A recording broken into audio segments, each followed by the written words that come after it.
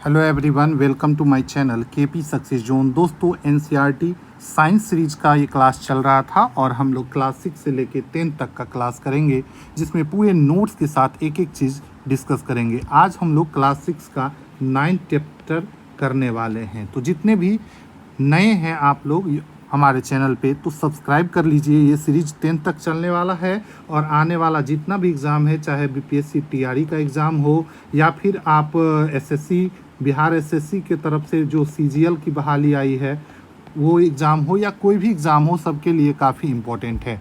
9वां chapter जो कि है सजीव, उसकी विशेषता और आवास। ठीक है, सजीव। तो यहाँ पर फर्स्ट पेज में बात करें तो 3 शहर का चर्चा किया गया है। पहला शहर है ऋषिकेश, दूसरा है राजस्थान और तीसरा है पुरी। 3 शहर का चर्चा इस पेज में किया गया है और तीनों के जलवायु के बारे में हम लोग देखेंगे।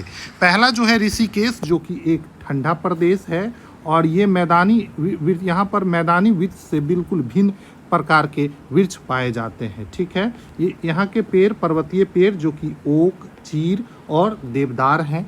ठीक है, यहाँ पर बकरी, याक, ये सारे जानवर देखे जाते हैं। ठीक है, वहीं बात करें राजस्थान के बारे में, तो राजस्थान एक उष्ण मरुस्थल वाला जगह है और यहाँ पर ऊंट और नागफनी के पौधे देखे जाते हैं। ठीक है, वहीं बात करें अगर भारत में ठंडा रेगिस्तान की बात करें, ठंडा रेगिस्तान कौन सा है, तो वो है दोस्तों लद्दाख। इसको भी हम लोग याद रखेंगे। लद्दाख जो है भारत में स्थित एक कोल्ड डिजर्ट है, ठंडा रेगिस्तान है। वहीं बात करें तीसरा शहर जिसका चर्चा किया गया है वो है पुरी।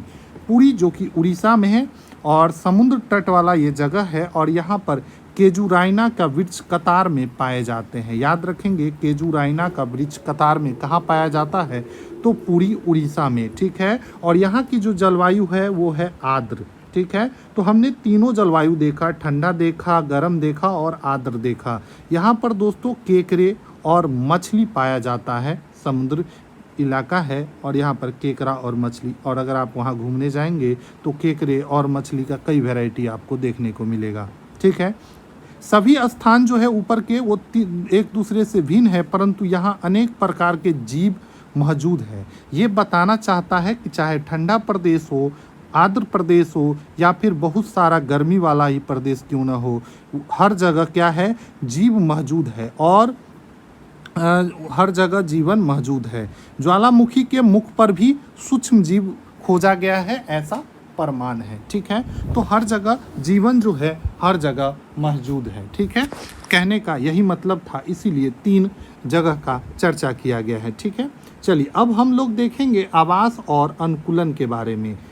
ठीक है, सबसे पहले इसमें आवास और अनुकूलन में 2 चीज़ लिया गया है, एक समुद्री आवास और दूसरा मरुस्थलीय आवास, और दोनों को कंपैरिजन किया गया है कैसे वहाँ पर जीव अनुकूलित रहते हैं। ठीक है, मरुस्थल में और समुद्र पे। ठीक है, तो पहले समुद्र में बात करें तो समुद्र में जंतु और पौधे लवणीय जल, खारे पानी में रहते हैं। समुद्र का जल कैसा होता है, तो खारा होता है और यहाँ पर जो है जीव जंतु पौधे खारे जल में रहते हैं। श्वसन के लिए मतलब सांस लेने के लिए जल में विलय वायु जो ऑक्सीजन होता है उसका उपयोग करते हैं। हम सभी लोग जितने भी सजीव हैं वो क्या करते हैं, सांस लेते हैं और सांस लेने के लिए वायु की आवश्यकता होती है जो कि ऑक्सीजन है। और जो समुद्र में जीव रहते हैं वो कहाँ से प्राप्त करते हैं, तो समुद्र में घुले समुद्र के जल में घुले ऑक्सीजन या वायु से। ठीक है, तो आप लोग अगर चैनल को सपोर्ट नहीं करेंगे तो हमारा भी मोटिवेशन डाउन हो जाएगा, इसीलिए आप लोग ज़रूर सब्सक्राइब करिए। कमेंट में बताइए कि आपको क्लास कैसा लग रहा है। क्लास को अब कंटिन्यू रखेंगे हम अब, क्योंकि बहुत सारा एग्ज़ाम आ रहा है तो कंटिन्यू रखना ज़रूरी है। ठीक है, चलिए, शिकायत होगी आप लोग को कंटिन्यूटी का, हम समझ सकते हैं। ठीक है, चलिए अगला है मरुस्थल। मरुस्थल में जल बहुत कम मात्रा में उपलब्ध होता है। यहाँ दिन में बहुत ज़्यादा गर्मी और रात में बहुत ज़्यादा ठंडा होता है। समझिए, एक ही जगह दोनों मौसम देखने को मिलता है, दिन में ज़्यादा गर्मी और रात में ठंडा। ठीक है, यहाँ पर प्रमुख जंतु है ऊँट। ऊँट जो है यहाँ के हिसाब से अनुकूलित है, आगे हम लोग ऊँट के बारे में पढ़ेंगे। ठीक है, चलिए, समुद्र और मरुस्थल दोनों भिन्न प्रकार का परिवेश है जहाँ भिन्न प्रकार के पौधे और जंतु देखने को मिलते हैं। ऊँट जो है दोस्तों, विभिन्न जंतु में ऊँट आ जाता है, जो कि इसके पैर लंबे होते हैं, इसके पैर जो लंबे होते हैं इसका भी कारण है। इसका पैर इसीलिए लंबा होता है ताकि उसका जो शरीर है वो रेत की गर्मी से काफ़ी दूर रहे और गर्मी से बचा रहे। यही कारण है कि ऊँट का जो पैर होता है लंबा होता है। वहीं बात करें ऊँट में तो मूत्रो उत्सर्जन की मात्रा बहुत कम होती है, मतलब कि ये पानी का ह्रास बिल्कुल ही कम करता है। मल भी इसका जो होता है वो शुष्क होता है, पसीना भी नहीं होता है, जल का ह्रास बहुत कम करता है और जल के बिना भी कई दिनों तक रह सकता है ऊँट। और यही कारण है कि मरुस्थल जैसे जगह में भी ऊँट काफ़ी अच्छे तरीके से रह लेता है। ठीक है, उसके बाद बात करें मछली। मछली जो है दोस्तों समुद्र में रहता है। मछली का जो शरीर है दोस्तों वो धारा रेखीय होता है। कैसा होता है?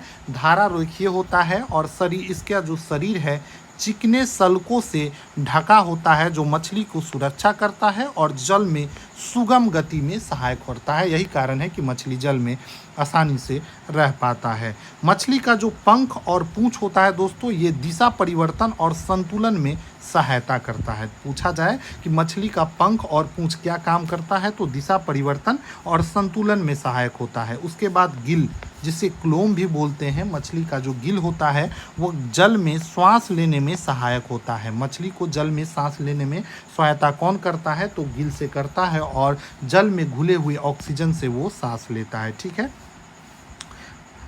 काफ़ी अच्छे से एनसीईआरटी हो रहा है तो आप लोग बिना टेंशन लिए इसको पढ़िए और बाद में हम ऑब्जेक्टिव भी कराएंगे। ठीक है, चलिए आगे है। सजीवों में अपने परिवेश में रहने योग्य विशिष्ट संरचना होती है। सभी सजीवों में अपने परिवेश में, जो जिस परिवेश में रहता है, जो मरुस्थलीय परिवेश में रहता है तो उसको मरुस्थलीय परिवेश की तरह ही उसकी क्या होती है, पूरी विशिष्ट संरचना बनावट होती है।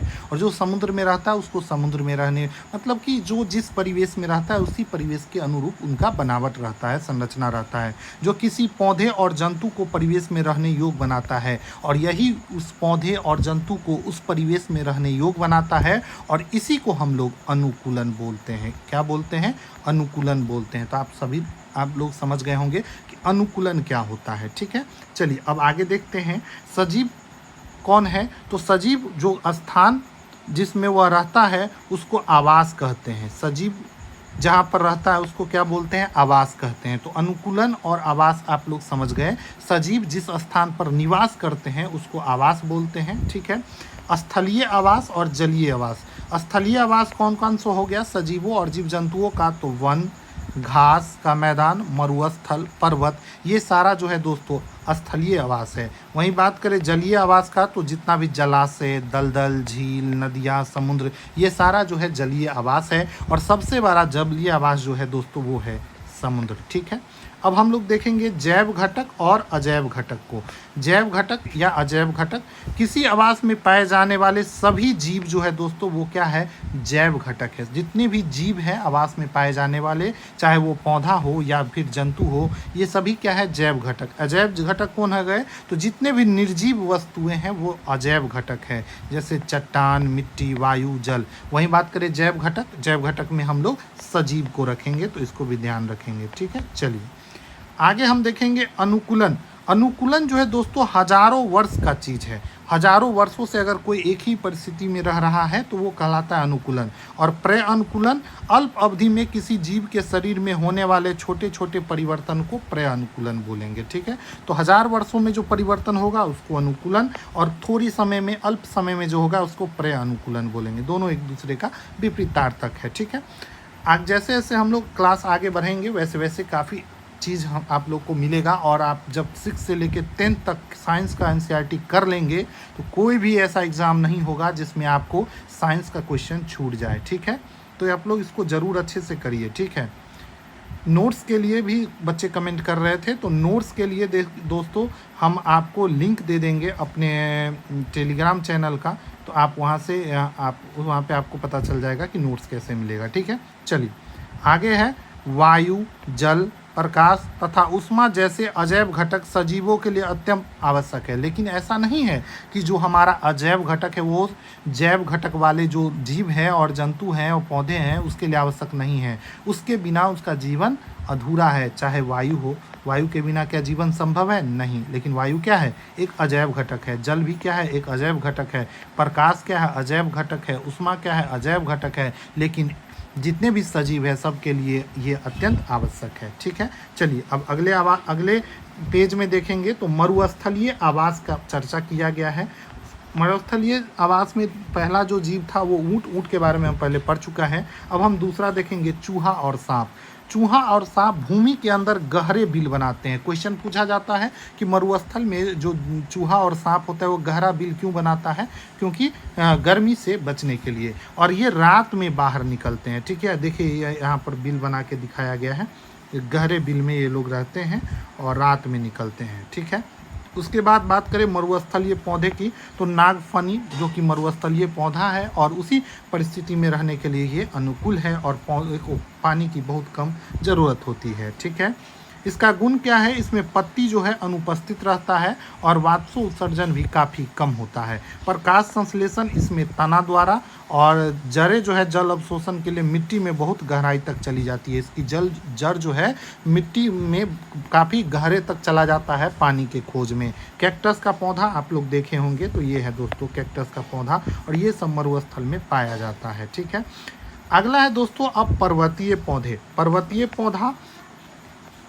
पौधा यहाँ जो जलवायु होती है पर्वत पे कैसा होता है? बहुत ठंडा होता है, तेज़ हवा, शीतकाल में यहाँ हिमपात होता है। तो यही कारण है कि यहाँ के जो पौधे हैं वो भी उसी के हिसाब से शंकुआकार होता है, इस तरीके से, ताकि कोई भी पानी आए तो आराम से नीचे गिर जाए या बर्फ़ पड़े तो आसानी से नीचे गिर जाए। शाखाएँ तिरछी होती है और पत्ती या सुई के आकार में होता है। इससे वर्षा का जल जो है और हिम आसानी से नीचे गिर जाता है। यही कारण है कि पर्वतीय इलाकों में जो वृक्ष पाया जाता है शंकु के आकार का पाया जाता है। ये क्वेश्चन भी पूछता है। ठीक है, यहाँ पर पाए जाने वाले जंतु में यहाँ पर याक देखने को मिलता है, और यहाँ देखिए यहाँ जो भी जंतु पाया जाएगा उसके शरीर पर मोटे फर पाए जाते हैं ताकि उसको ठंडे से बचाया जा सके। ठीक है, इसकी त्वचा भी मोटी होती है। याक जिसकी मोटी त्वचा होती है, फर होता है जो कि इसको ठंडा से बचाता है। लंबे घने बाल होते हैं इसके, देखे होंगे आप लोग याक को, ये रहा देखिए याक है, यहाँ दूसरे वाले में इसके लंबे घने बाल होते हैं। वहीं बात करें पहाड़ी तेंदुआ, पहाड़ी बकरी, जो पहाड़ी बकरी जो होता है इसका खूर काफ़ी मजबूत होता है ताकि वो बर्फ़ पे भी आसानी से चल सके। जैसे जैसे हम ऊपर जाते हैं जीवों में अनुकूलन की विविधता दिखाई देते हैं। जैसे जैसे हम लोग पहाड़ों पे ऊपर जाएंगे जीवों में एक विविधता दिखाई देगी और वो उसी तरीके से अनुकूलित होते हैं जैसा वहाँ का मौसम होता है। ठीक है, चलिए अब आगे देखेंगे घास स्थल। देखिए यहाँ पर भी चर्चा है घास स्थल। तो घास स्थल में सबसे शक्तिशाली जीव जो है वो है दोस्तों शेर, जिसका रंग मटमैला हल्का भूरा होता है। इसका रंग हल्का भूरा होता है, इसका भी कारण है कि शिकार के दौरान ये घास में आसानी से छिप सकता है। इसका जो आँख होता है वन में दूर तक शिकार खोजने में योग होता है। शेर को भी उसी हिसाब से बनाया जाता है। ठीक है, हिरन, अगला है हिरन भी दोस्तों हिरन और शेर चूंकि जंगल में ही रहता है तो इसको भी कैसे शेर से बचना है उसी हिसाब से बनाया गया है। इसके मजबूत दांत पौधे के कठोर तनों को भी चबाने में सहायक होता है ताकि वो भोजन कर सके। उसके बाद इसके कान लंबे होते हैं। शिकारी की गतिविधि या शेर कहीं से आ रहा हो तो उसको तुरंत पता चल जाता है। इसका जो आँख होता है सिर के पार्श्व में होता है। इसका आँख अगर लोग देखेंगे तो सिर के पास यहाँ पर होता है। देखिए ये है हिरन और सिर के पास इसका आँख होता है। इसका कारण क्या है?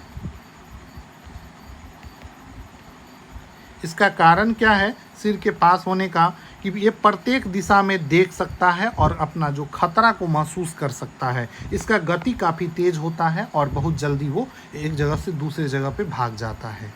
चलिए अब हम कुछ जलीय आवास देखेंगे। सबसे पहला है समुद्र। समुद्री जंतु का शरीर धारा रेखीय होता है, जैसे कि मछली हम पहले भी बताए हैं। स्क्विड और ऑक्टोपस चलते समय शरीर धारा रेखीय बना लेते हैं। स्क्विड और ऑक्टोपस जो है दोस्तों ये तलहटी में रहता है और इसका शरीर धारा रेखीय नहीं होता है, लेकिन जब वो चलता है तो अपने शरीर को धारा रेखीय बना लेता है। मछली और जितने भी समुद्री जीव हैं वो गिल होता है उसमें और ये सांस लेने के लिए सहायक होता है। ठीक है, मछली जल में सांस लेने के लिए सहायक होता है। ठीक है, वहीं बात करें डॉल्फिन और व्हेल, इसमें गिल नहीं होता है।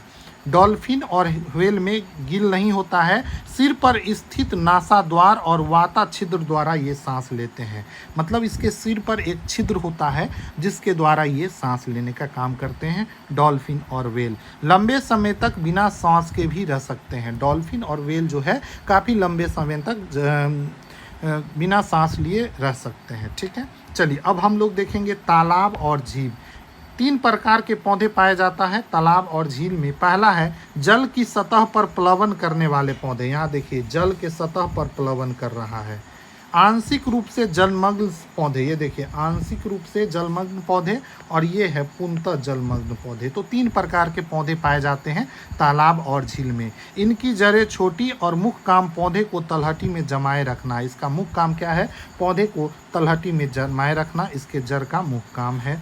तना इसका लंबा और खोखला और हल्का होता है ताकि वो पानी पर तैर सके और जब पानी का बहाव हो तो बहे ना। पत्तियां रिबन की तरह पहले बहते जल में आसानी से मुड़ जाती है। इसकी पत्तियां आसानी से मुड़ जाती है ताकि वो बहते हुए जल में एडजस्ट हो सके। ठीक है, अब अगला जीव जो हम लोग देखेंगे वो है मेढक। मेढक को उभयचर बोलते हैं। उभयचर का मतलब होता है वैसा जीव जो जल और स्थल दोनों जगह रह सके। ठीक है, एम्फोटेरिक बोलते हैं। तो उभयचर है मेढक, जल और स्थल दोनों जगह रह सकता है। ठीक है, इसका पक्षपाद जो होता है पिछला पैर लंबा होता है और मजबूत होता है जो छलांग लगाने और शिकार करने में सहायक होता है। ठीक है, उसके बाद आगे जो पढ़ेंगे हम लोग जो दिया गया है पेज में, वन में पाए जाने वाली वस्तु कौन कौन सा है? तो वृक्ष, आरोही लता, विसर्पी लता, जंतु, पक्षी, सर्प, कीट, चट्टान, पत्थर, मिट्टी, जल, वायु, सूखी पत्तियां, छत्रक, काई, ये सभी वन में पाया जाता है। सजीव को आगे है दोस्तों सजीव, मनुष्य, कुत्ता, बिल्ली, बंदर, पौधा, ईटीसी, ये सारा क्या है? सजीव है। जंतु और पौधा समय के साथ वृद्धि करते हैं। जंतु और पौधा जो है समय के साथ वृद्धि करता है। लेकिन निर्जीव जो है दोस्तों, मेज जैसे कुर्सी, ये सब में वृद्धि नहीं होती है, ये चलता नहीं है, सांस भी नहीं ले सकता, यही कारण ये निर्जीव है। सजीव में पौधा जो है दोस्तों गति तो नहीं करता है लेकिन इसमें वृद्धि देखने को मिलता है। ठीक है, सभी सजीवों की भोजन की आवश्यकता होती है। अब देखो हम लोग सजीवों का गुण देखेंगे तो सभी सजीवों को भोजन की आवश्यकता होती है। पौधा जो है दोस्तों प्रकाश संश्लेषण के द्वारा अपना भोजन बनाता है, इसीलिए इसको क्या बोलते हैं? उत्पादक बोलते हैं। ठीक है, और जंतु जो है पौधा और अन्य जंतु पर निर्भर रहता है, यही कारण है कि जंतु को उपभोक्ता बोलते हैं। ठीक है, तो आप इसको भी ध्यान रखेंगे। ठीक है, भोजन जो है दोस्तों शरीर हमारे जीव जंतु के वृद्धि के लिए काफ़ी आवश्यक है, ये ऊर्जा प्रदान करता है। ठीक है, सभी जीवों में वृद्धि होती है, मानव हो या पौधे। मानव शिशु से वयस्क हो जाते हैं, नवजात से विकसित हो जाते हैं पौधे। तो ये सभी जीवों में वृद्धि देखने को मिलता है। सभी सजीव श्वसन करते हैं। अगला पॉइंट है कि जितने भी सजीव हैं वो श्वसन करते हैं, चाहे मानव हो या फिर जंतु। ऑक्सीजन ग्रहण करते हैं और कार्बन डाइऑक्साइड निष्कासित करते हैं। वहीं बात करें केंचुआ, तो केंचुआ त्वचा द्वारा सांस लेते हैं। बहुत ही इंपॉर्टेंट क्वेश्चन है, पूछा जाए कि केंचुआ किसके द्वारा सांस लेता है तो त्वचा के द्वारा सांस लेता है। मछली की बात करें तो मछली गिल के द्वारा सांस लेता है। पौधे में गैस का आदान प्रदान पत्तियों के द्वारा होता है और पौधे में गैस का जो आदान प्रदान होता है वो पत्तियों के द्वारा। ठीक है, तो इसको भी ध्यान रखेंगे। चलिए अब अगला है सजीव उद्दीपन के प्रति अनुक्रिया करते हैं। सजीव उद्दीपन के प्रति अनुक्रिया करते हैं। सजीव सभी प्रकार के परिवर्तन के प्रति अनुक्रिया करते हैं। वातावरण में होने वाले इन परिवर्तन को ही उद्दीपन कहते हैं। जैसे गुलमेहदी के पौधे को छूने पर अचानक क्या होता है? मुरझा जाता है या सिकुड़ जाता है। आप लोग भी देखे होंगे क्या होता है, गुलमेहदी का जो पौधा होता है अगर आप उसको टच करेंगे तो क्या हो जाता है? मुरझा जाता है। पौधे को सूर्य के प्रकाश के प्रति की प्रक्रिया, अगर पौधे को सूर्य के प्रकाश में रखेंगे तो जिस तरफ सूर्य के प्रकाश होता है उधर ही झुक जाता है, जैसे कि सूरजमुखी का पौधा को आप लोग देखे होंगे। ठीक है, सभी सजीवों में उत्सर्जन होता है। जितना भी सजीव है सभी में उत्सर्जन भी देखा जाता है। उत्सर्जन क्या है? तो अवशिष्ट पदार्थों के निष्कासन के प्रक्रिया को उत्सर्जन कहते हैं और सभी सजीवों में उत्सर्जन की प्रक्रिया देखने को मिलता है। पौधे में भी उत्सर्जन होता है। कुछ पौधे स्राव करते हैं और उत्सर्जन, कुछ पौधे में देखते होंगे उसको तोड़ेंगे तो दूध निकलता है, या फिर आम में देखेंगे तो आप क्या है ऐसे दिख करके मतलब वो लस्से टाइप का निकलता है। तो ये भी क्या है? अपशिष्ट पदार्थों का बाहर निकलना ही है। ठीक है, उसके बाद अगला गुण है सजीवों का कि सभी सजीव प्रजनन करते हैं। तो जितने भी सजीव हैं वो प्रजनन करते हैं। जंतु प्रजनन द्वारा समान संतान उत्पन्न करते हैं। कुछ जंतु अंडे देते हैं और कुछ जो है डायरेक्ट शिशु देते हैं। पौधों में बीजों के द्वारा प्रजनन होता है। तो पौधे में कैसे प्रजनन होता है? बीजे के द्वारा। यहाँ पर देखिए पौधे में प्रजनन दिखाया गया है, ठीक है, कैसे होता है। उसके बाद है आलू। आलू की बात करें तो आलू में कायिक भागों द्वारा पौधे का उत्पन्न होता है। तो पूछा जाए आलू में कौन सा जनन होता है? तो कायिक जनन होता है। उसमें देखे होंगे आलू में एक इस तरीके से छोटा छोटा आँख बना होता है और वहीं से इसको जनन होता है, ठीक है, तो इसको भी ध्यान रखेंगे। पौधे जो है कलम द्वारा भी उगाए जाते हैं। कुछ पौधे को कलम लगाया जाता है और कलम के द्वारा कतार में उगाए जाते हैं। उसके बाद अगला गुण है सजीवों का कि सजीव जो है एक गति करते हैं, एक स्थान से दूसरे स्थान तक जाते हैं। लेकिन पौधे जो कि सजीव है इसमें गति नहीं होती है। पौधे में अन्य प्रकार की गति होती है, ठीक है, ये वृद्धि करते हैं, ठीक है। एग्जाम्पल में जल, खनिज, संश्लेषित खाद्य पदार्थ का एक भाग से दूसरे भाग में संवहन। पौधे में ये भी एक प्रकार का क्या है? गति ही तो है। ये जल, खनिज नवल और संश्लेषित जो खाद्य पदार्थ है उसका क्या करता है? एक भाग से दूसरे भाग में संवहन का काम करता है। तो संवहन भी आप लोग समझ गए। पुष्पों का खिलना और बंद होना ये भी एक प्रकार का गति है जो कि पौधे में पाया जाता है। उसके बाद अगला है दोस्तों मृत्यु। मृत्यु सजीवों का एक समान लक्षण है, ठीक है। मृत्यु क्या है? एक समान लक्षण है और सभी सजीव जो है दोस्तों उसमें मृत्यु एक दिन अवश्य होती है, ठीक है। तो जितने भी सजीव हैं उसका शरीर जो है नश्वर है, एक दिन नाश होना निश्चित है। गेहूं के बोरी में अगर आप हाथ दें तो कुछ गर्मी होती है। ये क्यों होता है? तो बीजों के शोषण के कारण। इसकी भी चर्चा है आगे। जीवन के बारे में चर्चा है कि जीवन क्या है। तो जीवन एक सुंदर है और अपने जीवन का आनंद लीजिए और अच्छे से आप लोग भी पढ़ाई कीजिए। All the best. अगर आप लोग चैनल पर नए हैं तो सब्सक्राइब कर लीजिए। मस्त रहिए, ज़बरदस्त रहिए और मिलते हैं अगले वीडियो में, ठीक है।